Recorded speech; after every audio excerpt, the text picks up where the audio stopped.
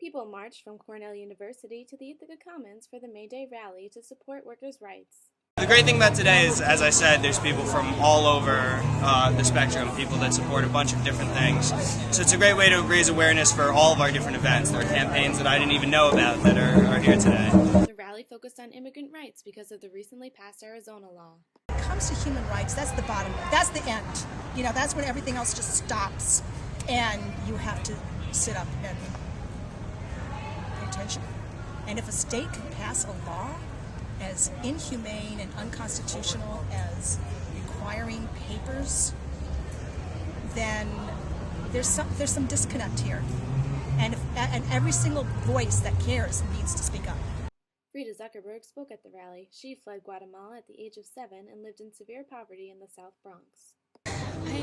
I didn't have choices as far as where I wanted to go to school, the type of education I wanted, to play sports, to participate in activities. That was not an option for me.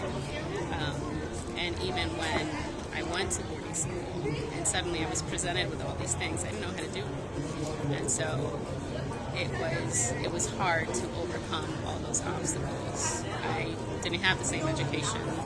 I didn't have the same, I didn't have the private tutors. There were subjects I clearly had missed completely. There were sports, most sports I never learned to play. I didn't have those options. So when students choose what they want to play, do you want to play baseball, do you want to play soccer, honey? There was none of that. Students brought a petition to raise awareness about the mistreatment of workers by Sodexo. The corporation has a contract with Ithaca Dining Services. Are making adequate wages to live in a place as expensive as Ithaca, and a few workers feel as if it's time to try unionizing again because they had done it 10 years earlier and only missed it by a few votes.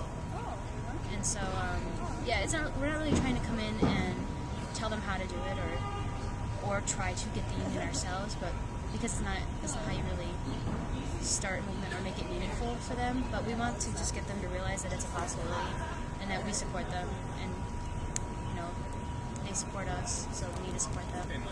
Cornell students also spoke to get Cornell to break their contract with Nike, whose subcontractor did not pay $2.2 million in severance to Honduran workers. That's peanuts to a corporation like Nike, but incredibly important to workers.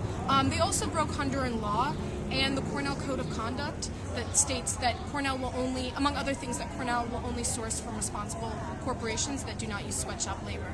So now we are holding Nike responsible, and as a Cornell student, our organization is calling on Cornell to make good on its word and cut its contract with Nike. Our time is now. The movement has come. We don't have to look to others to create change.